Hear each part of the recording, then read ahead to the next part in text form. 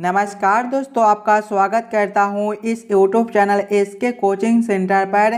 दोस्तों आज हम लोग रीजनिंग के प्रैक्टिस सेट का पार्ट नंबर 4 को देखने वाले हैं। अगर आप लोग इससे पहले वाले पार्ट नहीं देखे होंगे तो ज़रूर जाकर देख लीजिएगा। इस पार्ट के अंदर आज हम लोग रीजनिंग के 20 अलग अलग प्रकार के अलग अलग पार्ट से इम्पोर्टेंट प्रश्न को देखने वाले हैं, जो कि आपको आने वाले आगामी सभी परीक्षाओं के लिए काफ़ी महत्वपूर्ण होने वाला है। अभी आपको एग्जाम में जो है कुछ इसी प्रकार के रीजनिंग के प्रश्न बार बार पूछे जाते हैं, तो सभी प्रश्न आपके लिए काफ़ी इम्पोर्टेंट होने वाला है। तो सभी प्रश्न को पहले आप लोग खुद से ज़रूर सॉल्व करने की कोशिश कीजिएगा और आप लोग हमारे साथ अंत तक ज़रूर बने रहिएगा। सभी प्रश्न को हम लोग एकदम शॉर्ट ट्रिक के साथ सॉल्व करेंगे। तो चलिए हम लोग 1 नंबर क्वेश्चन की ओर चलते हैं। ये रहा क्वेश्चन नंबर 1। क्वेश्चन नंबर 1 आपको कह रहा है नीचे दिए गए प्रश्न में संबंधित शब्द को चुनिए। प्रश्न आपको कह रहा है जिस प्रकार से धागा का संबंध कपड़ा के साथ है, उसी प्रकार से आप लोगों से पूछा जा रहा है तार का संबंध कौन सा शब्द के साथ होगा जो इस वाले क्वेश्चन मार्क पर भरे जाएंगे। अगर आप लोग ध्यान से देखिएगा तो धागा से जो है वो कपड़ा का निर्माण किया जाता है, उसी प्रकार से तार से जो है वो जाली का निर्माण किया जाता है। जाली आपका कौन सा ऑप्शन में दिया गया है? जाली आपका ऑप्शन नंबर बी में दिया गया है, जो कि आपका सही उत्तर बनता है। चलिए अगले प्रश्न की ओर हम लोग चलेंगे, क्वेश्चन नंबर 2 की ओर। ये रहा क्वेश्चन नंबर 2। क्वेश्चन नंबर 2 आपको कह रहा है नीचे दिए गए प्रश्न में संबंधित संख्या को चुनिए। इस बार आपको संबंधित संख्या चुनने के लिए बोला जा रहा है। प्रश्न आपको कह रहा है जिस प्रकार से 3 का संबंध 11 के साथ है, उसी प्रकार से आप लोगों से पूछा जा रहा है 7 का संबंध कौन सा संख्या के साथ होगा जो इस वाले क्वेश्चन मार्क पर भरे जाएंगे। सबसे पहले आप लोग ये समझने की कोशिश कीजिएगा 3 को हम लोग क्या करेंगे ताकि हमारा 11 बन जाए। अगर सबसे पहले हम लोग 3 का स्क्वायर करते हैं तो 3 का स्क्वायर आपका 9 होता है, और 9 में प्लस 2 करते हैं तो ये आपका 11 बनता है। वही सेम हम लोग आगे करेंगे। आगे आपका 7 है तो पहले 7 का स्क्वायर करेंगे। 7 का स्क्वायर आपका 49 होता है, और यहाँ पर देखिएगा स्क्वायर करने के बाद प्लस 2 भी किए हैं तो यहाँ पर भी प्लस 2 करेंगे। 49 प्लस 2 आपका 51 बनता है। 51 आपका ऑप्शन नंबर सी में दिया गया है, जो कि आपका सही उत्तर हो जाएगा। इस वाले क्वेश्चन मार्क पर आपका 51 भरा जाएगा। चलिए अगले प्रश्न की ओर हम लोग चलेंगे, क्वेश्चन नंबर 3 की ओर।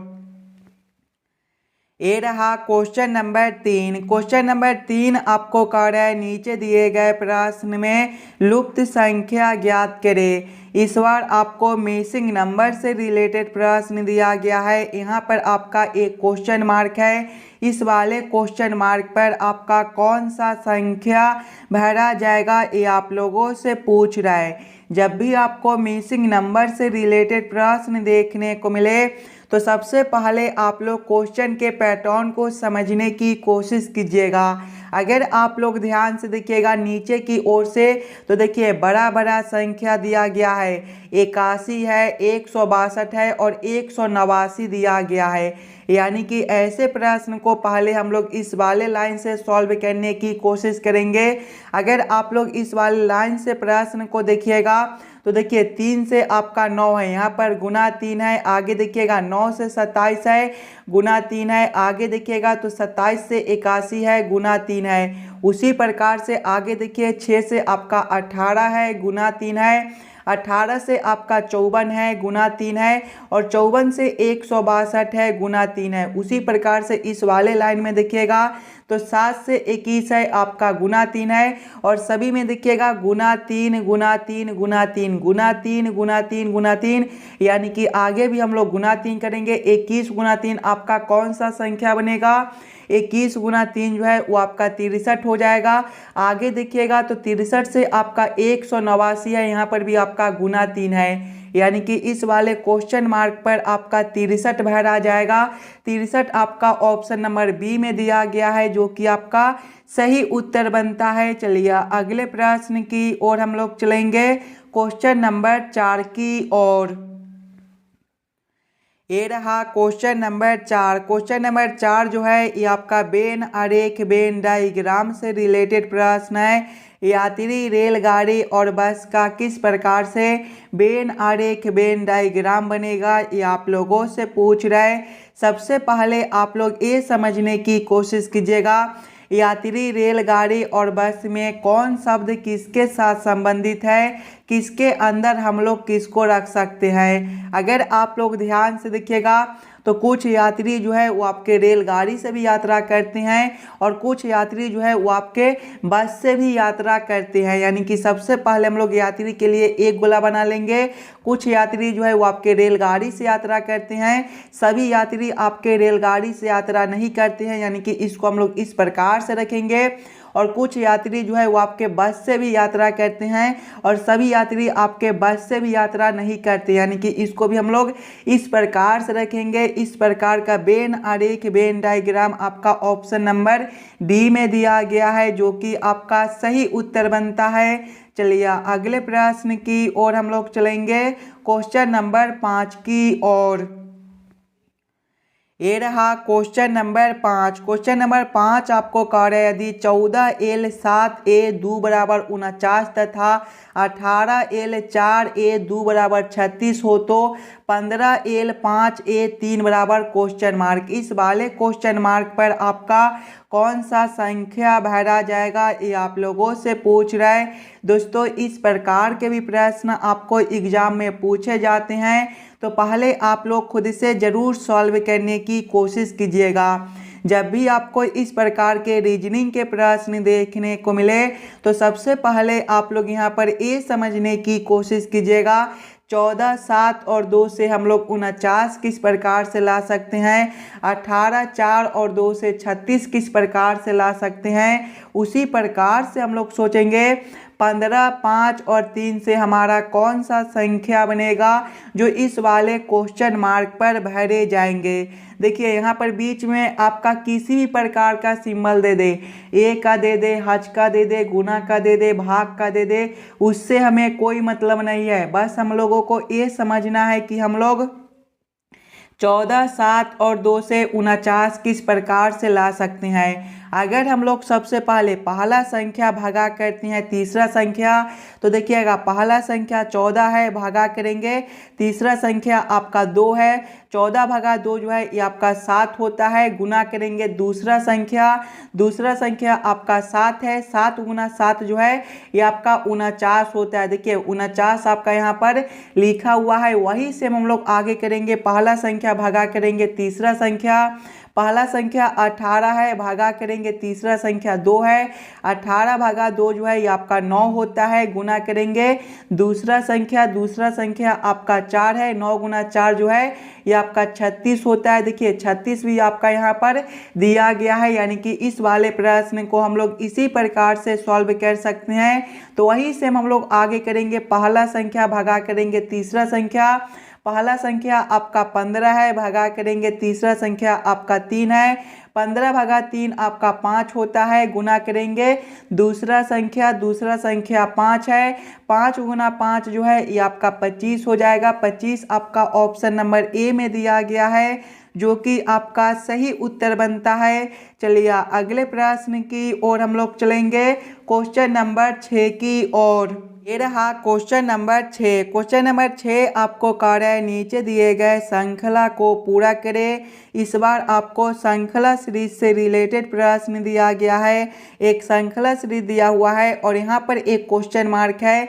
इस वाले क्वेश्चन मार्क पर आपका कौन सा संख्या भरा जाएगा, ये आप लोगों से पूछ रहा है। दोस्तों सबसे पहले आप लोग वीडियो को रोक लीजिएगा और खुद से ज़रूर सॉल्व करने की कोशिश कीजिएगा, इस वाले क्वेश्चन मार्क पर आपका कौन सा संख्या भरा जाएगा। अगर आप लोग ध्यान से देखिएगा श्रृंखला को, तो पहले आपका एक दिया गया है, एक क्या गया आपका 6 दिया गया है, 6 के आगे आपका 30 दिया हुआ है, 30 के आगे आपका 120 है, 120 के आगे आपका 360 दिया गया है और इसके आगे आपका क्वेश्चन मार्क है। अगर आप लोग ध्यान से देखिएगा तो 1 से आपका 6 है, यहाँ पर गुना 6 कर दिया गया है, 6 से आपका 30 है, गुना 5 कर दिया गया है, 30 से 120 है, गुना 4 कर दिया गया है, 120 से आपका 360 है, गुना 3 कर दिया गया है और आगे आपका क्वेश्चन मार्क है। ध्यान से देखिएगा, गुना 6 है, गुना 5 है, गुना 4 है, गुना 3 है, यानी कि अगला जो है वो आपका गुना 2 हो जाएगा। 360 गुना 2 जो है ये आपका 720 होता है। 720 आपका ऑप्शन नंबर सी में दिया गया है, जो कि आपका सही उत्तर बनता है। इस वाले क्वेश्चन मार्क पर आपका 720 भरा जाएगा। क्लियर है? चलिए अगले प्रश्न की ओर हम लोग चलेंगे, क्वेश्चन नंबर 7 की ओर। ये रहा क्वेश्चन नंबर 7। क्वेश्चन नंबर 7 आपको कह रहा है विषम आकृति को पहचान करें। यहाँ पर आपका एक प्रश्न आकृति दिया हुआ है, 4 आकृति दिया गया है और प्रश्न आप लोगों से पूछ रहा है ये चारों आकृति में सबसे अलग आकृति कौन सा दिया गया है। अगर आप लोग ध्यान से देखिएगा चारों आकृति को, तो आकृति ए को देखिए, यहाँ पर जो है ये छोटा वाला गोला जो है ऊपर दिया गया है, यहाँ पर देखिएगा तो छोटा वाला गोला आपका नीचे कर दिया गया है, यहाँ पर भी आपका नीचे है, यहाँ पर भी आपका नीचे है, लेकिन आकृति ए में आपका गोला जो है वो आपका ऊपर कर दिया गया है, यानी कि सबसे अलग आकृति आपका ए बनता है। तो क्वेश्चन नंबर 7 का आपका ऑप्शन नंबर ए जो है सही उत्तर हो जाएगा। चलिए अगले प्रश्न की और हम लोग चलेंगे, क्वेश्चन नंबर 8 की ओर। ये रहा क्वेश्चन नंबर 8। क्वेश्चन नंबर 8 आपको कह रहा है नीचे दिए गए आकृति श्रृंखला को पूरा करें। यहाँ पर आपका एक प्रश्न आकृति दिया हुआ है और यहाँ पर एक क्वेश्चन मार्क है। इस वाले क्वेश्चन मार्क पर आपका कौन सा आकृति भरा जाएगा, ये आप लोगों से पूछ रहा है। ये भी प्रश्न आपके लिए इम्पोर्टेंट प्रश्न है और एकदम आसान सा प्रश्न है, तो पहले आप लोग खुद से ज़रूर सॉल्व करने की कोशिश कीजिएगा। सबसे पहले आप लोग यहाँ पर ये समझने की कोशिश कीजिएगा ये तीनों आकृति आपका आपस में किस प्रकार से संबंधित है। इसी प्रकार के संबंधित अगला आकृति आपका कौन सा बनेगा जो इस वाले क्वेश्चन मार्क पर भरे जाएंगे। अगर आप लोग ध्यान से देखिएगा ये दोनों आकृति को, तो ये दोनों आकृति आपका एक ही प्रकार का आकृति दिया गया है। बस हम लोग इस वाले आकृति को 90 डिग्री घुमा देंगे तो ये आपका इस प्रकार का आकृति बनेगा। उसी प्रकार से जब हम लोग ये वाले आकृति को 90 डिग्री घुमाते हैं तो ये आपका इस प्रकार का आकृति बनेगा। उसी प्रकार से आगे जब हम लोग इस वाले आकृति को 90 डिग्री घुमाएंगे तो ये जो है ये आपके कुछ इस प्रकार के आकृति बनेगा। इस प्रकार का आकृति आपका कौन सा ऑप्शन में दिया गया है? इस प्रकार का उत्तर आकृति आपका ऑप्शन नंबर सी में दिया गया है, जो कि आपका सही उत्तर बनता है। चलिए अगले प्रश्न की ओर हम लोग चलेंगे। ये रहा क्वेश्चन नंबर 9। क्वेश्चन नंबर 9 आपको कह रहा है नीचे दिए गए शब्दों का सही वेन आरेख बताएं। रेलगाड़ी, बस, सार्वजनिक यातायात प्रणाली का किस प्रकार से वेन आरेख, वेन डायग्राम बनेगा, ये आप लोगों से पूछ रहा है। सबसे पहले आप लोग ये सभी शब्दों को ध्यान से देखिएगा और समझने की कोशिश कीजिएगा ये सभी शब्द में कौन शब्द किसके साथ संबंधित है, किसके अंदर हम लोग किसको रख सकते हैं। अगर आप लोग ध्यान से देखिएगा तो रेलगाड़ी और बस ये दोनों जो है वो आपके सार्वजनिक यातायात प्रणाली के अंतर्गत आता है, यानी कि सबसे पहले हम लोग सार्वजनिक यातायात प्रणाली के लिए एक गोला बना लेंगे और इसके अंदर जो है वो आपका रेलगाड़ी और बस दोनों हो जाएगा। लेकिन रेलगाड़ी और बस ये दोनों आपका अलग अलग है तो दोनों को अलग अलग कर देंगे। इस प्रकार के वेन आरेख, वेन डायग्राम आपका ऑप्शन नंबर बी में दिया गया है, जो कि आपका सही उत्तर बनता है। चलिए अगले प्रश्न की ओर हम लोग चलेंगे, क्वेश्चन नंबर 10 की ओर। ये रहा क्वेश्चन नंबर 10। क्वेश्चन नंबर 10 जो है ये आपका कथन और निष्कर्ष से रिलेटेड प्रश्न है और इस प्रकार के भी प्रश्न आपको एग्जाम में पूछे जाते हैं, तो पहले आप लोग खुद से ज़रूर सॉल्व करने की कोशिश कीजिएगा। जब भी आपको इस प्रकार के प्रश्न देखने को मिले तो सबसे पहले आप लोग सभी कथन को ध्यान से पढ़िएगा और उस सभी कथन को आप लोग वेन आरेख वेन डायग्राम पर सेट कर लीजिएगा, ताकि प्रश्न को सॉल्व करने और समझने में आपको आसानी हो। देखिए कथन एक आपको कह रहा है कुछ कलम पेंसिल है, कुछ कलम क्या है, पेंसिल है। इसका वेन आरेख वेन डायग्राम किस प्रकार से बनेगा, ये जो आरेख है आपका कलम के लिए हो जाएगा और ये जो आरेख है ये आपका पेंसिल के लिए हो जाएगा। आप लोग नाम भी लिख लीजिएगा, ये जो आरेख है ये आपका कलम के लिए है तो आप लोग यहाँ पर कलम भी लिख लीजिएगा, और ये जो आरेख है ये आपका पेंसिल के लिए है तो आप लोग यहाँ पर पेंसिल भी लिख लीजिएगा, ताकि प्रश्न को सॉल्व करने में आपको कोई दिक्कत ना हो। आगे कथन को पढ़िएगा। आगे कथन आपको कह रहा है सभी पेंसिल रबर है। सभी पेंसिल क्या है, रबर है, यानी कि रबर के अंदर जो है वो आपका पेंसिल हो जाएगा, यानी कि ये जो आरेख है ये आपका रबर के लिए हो जाएगा तो आप लोग यहाँ पर रबर भी लिख लीजिएगा। अब आप लोग इस वाले वेन आरेख वेन डायग्राम के आधार पर निष्कर्ष को सही या फिर गलत कीजिएगा। देखिए निष्कर्ष एक आपको कह रहा है कुछ कलम रबर है, ध्यान से देखिएगा। तो कलम के लिए आरेख आपका यहाँ पर है और रबर के लिए आरेख आपका यहाँ पर है।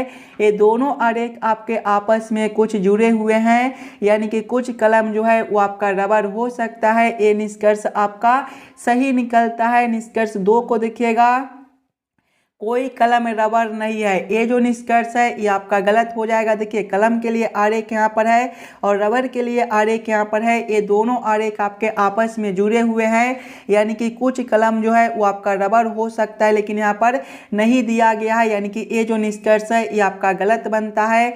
निष्कर्ष 3 को देखिएगा, कुछ कलम पेंसिल है। ध्यान से देखिएगा, कुछ रबर पेंसिल है। कुछ रबर क्या है, पेंसिल है। देखिए रबर के लिए आरेख आपका यहाँ पर है, पेंसिल के लिए आरेख आपका यहाँ पर है।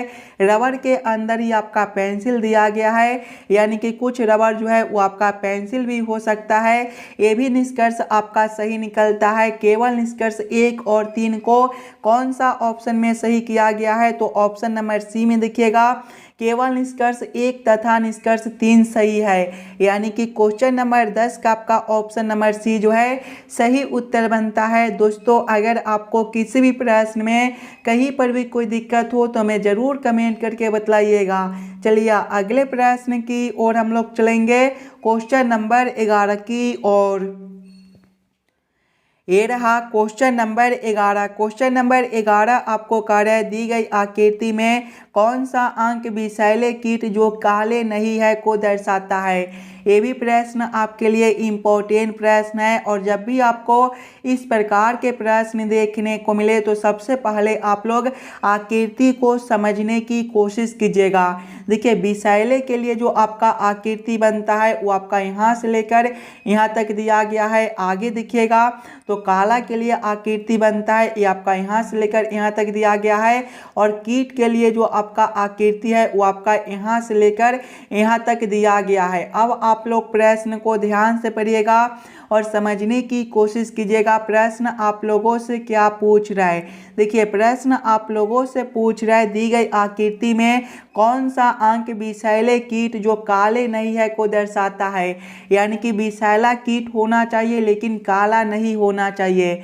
यानी कि केवल हम लोग विषैला और कीट में संबंधित संख्या को देखेंगे। कौन सा संख्या आपका ऐसा है जो केवल विषैला और कीट में दिया गया है। ध्यान से देखिएगा तो 2 आपका एक ऐसा संख्या है जो केवल विषैला और कीट में दिया गया है और काला में नहीं है, यानी कि 2 जो है वो आपका सही उत्तर बन जाएगा। 2 आपका ऑप्शन नंबर ए में दिया गया है, तो क्वेश्चन नंबर 11 का आपका ऑप्शन नंबर ए जो है सही उत्तर बनता है। चलिए अगले प्रश्न की ओर हम लोग चलेंगे, क्वेश्चन नंबर 12 की ओर।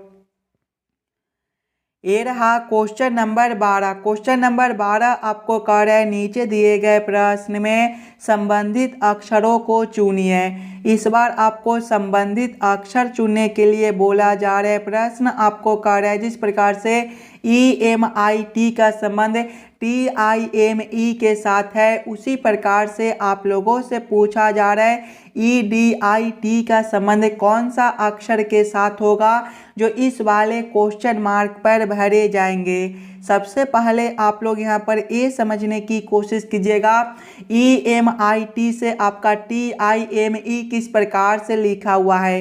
देखिए सबसे पहले क्या है, सबसे पहले जो है वो आपका E है, M है, I है और T है, और इससे क्या लिखा हुआ है, इससे देखिएगा तो आपका TIME दिया गया है। अगर आप लोग ध्यान से देखिएगा तो देखिए पहले वाले अक्षर को सबसे लास्ट में कर दिया गया है, दूसरे वाले अक्षर को जो है लास्ट से दूसरा नंबर में कर दिया गया है, तीसरे वाले को अक्षर में दूसरे पर, और चौथे वाले को जो है वो सबसे पहले कर दिया गया है। वही सेम हम लोग आगे करेंगे तो यहाँ पर ई जो है सबसे लास्ट में चला जाएगा, सबसे पहले है।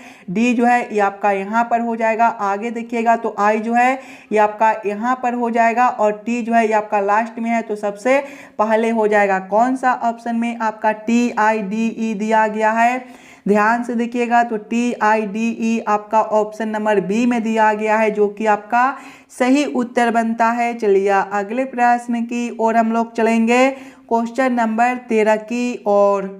ये रहा क्वेश्चन नंबर 13। क्वेश्चन नंबर 13 आपको कह रहा है गोपी पूरब की ओर अभिमुख होकर 4 किलोमीटर सीधे चलता है, फिर बाई ओर मुड़कर और 3 किलोमीटर पैदल जाता है तथा पुनः बाई ओर मुड़ता है और 4 किलोमीटर चलता है।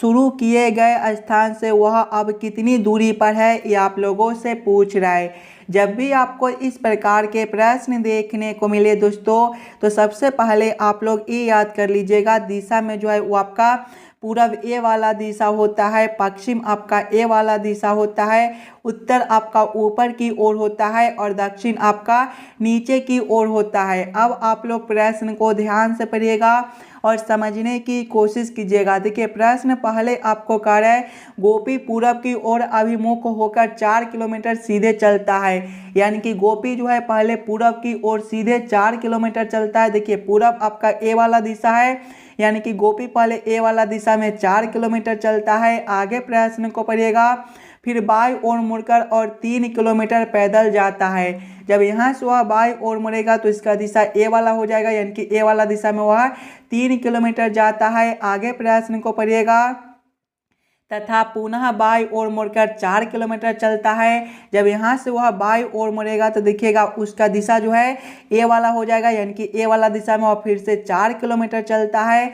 आगे प्रश्न को पढ़िएगा, आगे प्रश्न आप लोगों से पूछ रहा है शुरू किए गए स्थान से वह अब कितनी दूरी पर है। देखिए गोपी यहाँ से चलना शुरू किया है और यहाँ तक चलकर आया है, यहाँ से लेकर यहाँ तक का दूरी आप लोगों से पूछ रहा है। ध्यान से देखिएगा तो ए वाला आपका 4 किलोमीटर है, ए वाला भी आपका 4 किलोमीटर है, और ए वाला जो है ये आपका 3 किलोमीटर है, यानी कि ए वाला जो दूरी है ये भी आपका 3 किलोमीटर बनेगा। 3 किलोमीटर आपका ऑप्शन नंबर बी में दिया गया है, जो कि आपका सही उत्तर बनता है। चलिए अगले प्रश्न की ओर हम लोग चलेंगे, क्वेश्चन नंबर 14 की ओर। ये रहा क्वेश्चन नंबर 14। क्वेश्चन नंबर 14 आपको कह रहा है निम्नलिखित समीकरण गलत है, इस समीकरण को सही करने के लिए किन दो चिन्हों को आपस में अदला बदली करना चाहिए। यहाँ पर आपका एक समीकरण दिया गया है 12 गुना 4 घटाओ 6 भागा 7 जोड़ 18 बराबर 19। ये जो समीकरण है ये आपका गलत दिया गया है, और प्रश्न आप लोगों से पूछ रहा है कौन से दो चिन्हों को आपस में बदलने पर ये जो समीकरण है ये आपका सही हो जाएगा। सभी बच्चे पहले अपना दिमाग लगाइएगा, कौन से दो चिन्हों को हम लोग आपस में बदलेंगे ताकि ये समीकरण हमारा सही हो जाए। सबसे पहले देखिएगा तो आपका 12 गुना 4 है, अगर हम लोग ये 12 गुना 4 को 12 गुना 4 करते हैं, आगे आपका घटाओ 6 है, घटाओ के जगह पे अगर हम लोग भागा 6 करते हैं तो आगे देखिएगा, और भाग के जगह पे हम लोग घटाओ 7 को करते हैं और प्लस 18 को करते हैं। तो इस वाले समीकरण को हल करके देखिएगा 12, पहले हम लोग क्या करेंगे भाग के काम करेंगे, तो देखिएगा आगे आपका कितना हो जाएगा 12 गुना करेंगे 4 बटा ये आपका 6 हो जाएगा, घटाओ करेंगे 7 जोड़ 18। यहाँ पर देखिएगा तो देखिए 6 से जो है ये आपका 12 2 से कटेगा, और 2 गुना 4 जो है ये आपका 8 हो जाएगा, 8 घटाओ 7 जोड़ करेंगे 18। यहाँ पर देखिएगा तो 8 और 18 आपका कितना होता है 26 होता है, और 26 घटाओ 7 जो है ये आपका 19 बनता है। देखिए 19 आपका यहाँ पर दिया गया है, यानी कि भाग के जगह पे घटाओ और घटाओ के जगह पे जो है वो भाग को रखने पर ये समीकरण आपका सही बनता है। कौन सा ऑप्शन में भाग और घटाओ दिया गया है? भाग और घटाओ आपका ऑप्शन नंबर सी में दिया गया है, जो कि आपका सही उत्तर बनता है। भाग के जगह पे घटाओ और घटाओ के जगह पे भाग को रखने पर ये जो समीकरण है ये आपका सही हो जाएगा। चलिए अगले प्रश्न की ओर हम लोग चलेंगे, क्वेश्चन नंबर 15 की ओर। ये रहा क्वेश्चन नंबर 15। क्वेश्चन नंबर 15 आपको कह रहा है ए और बी बहने हैं, डी की माता ए है, बी की पुत्री सी है जो एफ से विवाहित है, ए का पति जी है, तो सी का डी से क्या संबंध है, ये आप लोगों से पूछ रहा है। ये जो प्रश्न है ये आपका ब्लड रिलेशन से रिलेटेड प्रश्न है और इस प्रकार के भी प्रश्न आपको एग्जाम में देखने को मिलेंगे, तो पहले आप लोग खुद से ज़रूर सॉल्व करने की कोशिश कीजिएगा। सबसे पहले आप लोग प्रश्न को ध्यान से पढ़िएगा और समझने की कोशिश कीजिएगा। देखिए प्रश्न पहले आपको कह रहा है ए और बी बहने हैं। ए और बी क्या है? बहने हैं। बहन जो है एक ही पीढ़ी का होता है, यानी कि दोनों को हम लोग सामने सामने रखेंगे। ए के सामने किसको रखेंगे? बी को रखेंगे। क्या रिश्ता है? बहन का है, तो आप लोग यहाँ पर बहन भी लिख लीजिएगा। आगे प्रश्न को पढ़िएगा। आगे प्रश्न आपको कह रहा है डी की माता ए है। डी की माता कौन है? ए है। माता है मतलब जो है एक पीढ़ी ऊपर का है, यानी कि डी जो है ये आपका यहाँ पर हो जाएगा, डी से ऊपर ए हो जाएगा। क्या रिश्ता है? माता का है, तो आप लोग यहाँ पर माता लिख लीजिएगा। आगे प्रश्न को पढ़िएगा। बी की पुत्री सी है। बी की पुत्री कौन है? सी है। पुत्री है मतलब एक पीढ़ी नीचे का है, यानी कि बी से नीचे हम लोग किसको रखेंगे? सी को रखेंगे। क्या रिश्ता है? पुत्री का है, तो आप लोग यहाँ पर पुत्री भी लिख लीजिएगा। आगे प्रश्न को पढ़िएगा। आगे प्रश्न आपको कह रहा है बी की पुत्री सी है जो एफ से विवाहित है। एफ से विवाहित है यानी कि दोनों एक ही पीढ़ी का है, यानी कि दोनों को हम लोग सामने सामने रखेंगे। सी के सामने किसको रखेंगे? एफ को रखेंगे। देखिए बी का पुत्री सी है और सी एफ से विवाहित है, यानी कि सी का जो पति है वो आपका एफ है, तो आप लोग यहाँ पर पति भी लिख लीजिएगा। आगे प्रश्न को पढ़िएगा। आगे प्रश्न आपको कह रहा है ए का पति जी है। ए का पति कौन है? जी है। पति है मतलब एक ही पीढ़ी का, यानी कि ए के सामने किसको रखेंगे? जी को रखेंगे। क्या रिश्ता है? पति का है, तो आप लोग यहाँ पर पति भी लिख लीजिएगा। आगे प्रश्न को पढ़िएगा। आगे प्रश्न आप लोगों से पूछ रहा है तो सी का डी से क्या संबंध है? देखिएगा सी और डी का रिश्ता आप लोगों से पूछ रहा है। अगर आप लोग ध्यान से देखिएगा तो डी के माता ए है, ए का बहन बी है और बी की पुत्री सी है, यानी कि आपके माता के बहन का पुत्री आपका कौन लगेगा? आपके माँ का बहन का जो पुत्री है वो आपका मौसेरी बहन लगेगा, यानी कि डी यहाँ पर जो सी का जो डी से रिश्ता है वो मौसेरी बहन का रिश्ता है। मौसेरी बहन आपका ऑप्शन नंबर ए में दिया गया है, जो कि आपका सही उत्तर बनता है। चलिए अगले प्रश्न की ओर हम लोग चलेंगे, क्वेश्चन नंबर 16 की ओर। ये रहा क्वेश्चन नंबर 16। क्वेश्चन नंबर 16 आपको कह रहा है नीचे दिए गए प्रश्न आकृति को पूरा करें। यहाँ पर आपका एक प्रश्न आकृति दिया हुआ है और यहाँ पर आपका एक क्वेश्चन मार्क है। इस वाले क्वेश्चन मार्क पर आपका कौन सा आकृति भरा जाएगा ये आप लोगों से पूछ रहा है। सबसे पहले आप लोग प्रश्न आकृति को ध्यान से देखिएगा।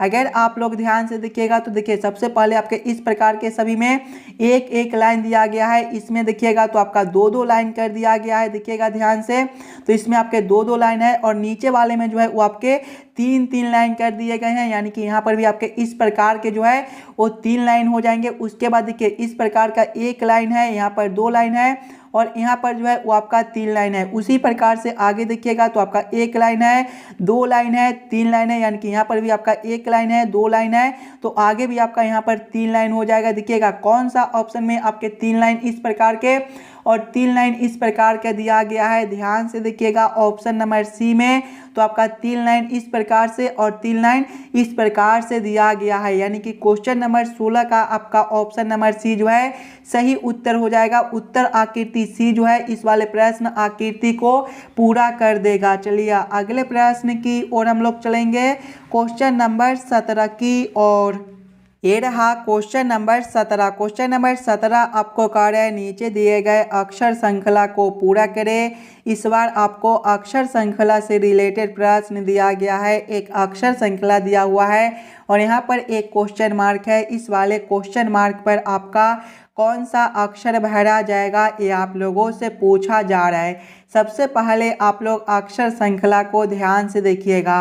अक्षर श्रृंखला को देखिएगा तो सबसे पहले जो है वो आपका SHG दिया गया है। इसके आगे देखिएगा तो आपका RIF दिया गया है। RIF के आगे देखिएगा तो आपका QJE दिया गया है। इसके आगे देखिएगा तो आपका PKD दिया गया है और इसके आगे जो है वो आपका क्वेश्चन मार्क है। अगर आप लोग ध्यान से देखिएगा सिंगल अक्षर को तो S से आपका R है -1 कर दिया गया है, R से आपका Q है -1 है, Q से आपका P है -1 है। तो आगे भी हम लोग -1 करेंगे। P -1 जो है वो आपका O होता है। दूसरे वाले अक्षर से देखिएगा तो H से आपका I है, यहाँ पर +1 है, I से J है +1 है, J से आपका K है +1 है। तो आगे भी हम लोग +1 करेंगे। K +1 जो है वो आपका L होता है। तीसरे वाले अक्षर से देखिएगा तो G से आपका F है -1 है, F से आपका E है -1 है, E से आपका D है -1 है। तो आगे भी हम लोग -1 करेंगे। D -1 जो है वो आपका C होता है। कौन सा ऑप्शन में आपका OLC दिया गया है? OLC आपका ऑप्शन नंबर C में दिया गया है, जो कि आपका सही उत्तर बनता है। चलिए अगले प्रश्न की ओर हम लोग चलेंगे, क्वेश्चन नंबर 18 की ओर। ये रहा क्वेश्चन नंबर 18। क्वेश्चन नंबर 18 आपको कह रहा है नीचे दिए गए प्रश्न में विषम अक्षरों को पहचान करें। यहाँ पर आपका 4 ऑप्शन दिया गया है। ये चारों ऑप्शन में सबसे अलग ऑप्शन कौन सा दिया गया है, ये आप लोगों से पूछ रहा है। सबसे पहले आप लोग ये चारों ऑप्शन को ध्यान से देखिएगा और समझने की कोशिश कीजिएगा। अगर आप लोग ध्यान से देखिएगा तो ऑप्शन नंबर ए में अक्षरों की संख्या देखिएगा तो आपका 1 2 3 4 5 दिया गया है। ऑप्शन बी में अक्षरों की संख्या देखिएगा तो 1 2 3 4 दिया गया है। ऑप्शन सी में देखिएगा अक्षरों की संख्या तो आपका 1 2 3 4 5 दिया गया है। और ऑप्शन डी में भी देखिएगा अक्षरों की संख्या तो 1 2 3 4 5 दिया गया है। यानी कि ऑप्शन ए सी और डी में 5 अक्षर दिया गया है। और ऑप्शन बी में देखिएगा तो आपका 4 अक्षर है, यानी कि सबसे अलग जो है वो आपका ऑप्शन बी बनता है। तो क्वेश्चन नंबर 18 का आपका ऑप्शन नंबर बी जो है सही उत्तर हो जाएगा। चलिए अगले प्रश्न की ओर हम लोग चलेंगे, क्वेश्चन नंबर 19 की ओर। ये रहा क्वेश्चन नंबर 19। क्वेश्चन नंबर 19 आपको कह रहा है नीचे दिए गए प्रश्न आकृति का सही दर्पण छवि चुनिए। यहाँ पर आपका एक प्रश्न आकृति दिया हुआ है। कुछ इस प्रकार का आपका प्रश्न आकृति है और प्रश्न आप लोगों से पूछ रहा है इस वाले प्रश्न आकृति का किस प्रकार से सही दर्पण प्रतिबिंब बनेगा। अगर आप लोग ध्यान से देखिएगा तो देखिए दर्पण जो है कुछ इस प्रकार से दिया गया है। और जब भी आपको इस प्रकार के दर्पण देखने को मिले तो प्रश्न आकृति जो है वो आपका नीचे से उलटकर ऊपर चला जाता है और ऊपर वाला आकृति जो है वो आपका उलटकर नीचे चला आता है। यानी कि जब हम लोग इस वाले प्रश्न आकृति को इस प्रकार से उलटेंगे तो आपका किस प्रकार का आकृति बनेगा। सबसे पहला जो आपका ए वाला खंड दिया गया है ये आपका इसी प्रकार से रहेगा। और ये जो आकृति आपका यहाँ पर दिया गया है ये आपके आकृति उलटने के बाद अब यहाँ पर कुछ इस प्रकार से हो जाएंगे। और ये जो आकृति आपके इस प्रकार से दिए गए हैं ये आपके आकृति उलटने के बाद जो है ये आपके अब इस प्रकार से दिखाई देंगे। और ये जो आकृति आपके इस प्रकार से है ये आपके आकृति उलटने के बाद जो है इस प्रकार से दिखाई देंगे। इस प्रकार का उत्तर आकृति आपका कौन सा ऑप्शन में दिया गया है? इस प्रकार का उत्तर आकृति आपका ऑप्शन नंबर सी में दिया गया है, जो कि आपका सही उत्तर बनता है। दोस्तों ये रहा क्वेश्चन नंबर 20 और ये जो प्रश्न है ये आपके होमवर्क के तौर पे छोड़े जाते हैं। तो इस वाले प्रश्न को आप लोग खुद से ज़रूर सॉल्व करने की कोशिश कीजिएगा। एकदम आसान सा प्रश्न है। अगर आप लोगों से सॉल्व ना हो तो आप लोग ज़रूर कमेंट कर दीजिएगा। अगले वाले पार्ट में फिर से हम लोग इस वाले प्रश्न को देख लेंगे। और आप लोग एक बार ये भी कमेंट कर दीजिएगा कि आज के 20 प्रश्न में से आप लोग कितने प्रश्न को खुद से सॉल्व किए हो। अगर आपको किसी भी प्रश्न में कहीं पर भी कोई दिक्कत हो तो वो भी हमें कमेंट कर दीजिएगा। और जितने बच्चे इस वाले YouTube चैनल पर नए हो, चैनल को सब्सक्राइब और वीडियो को लाइक जरूर करके जाइएगा। इस वाले YouTube चैनल पर डेली आपको रीजनिंग के एक एक प्रैक्टिस सेट कराए जाते हैं और सारे जो प्रश्न कराए जाते हैं वो आपके आने वाले आगामी सभी परीक्षाओं के लिए काफ़ी इम्पोर्टेंट होता है। तो चलिए हम लोग मिलते हैं आपसे अगले वीडियो में। धन्यवाद।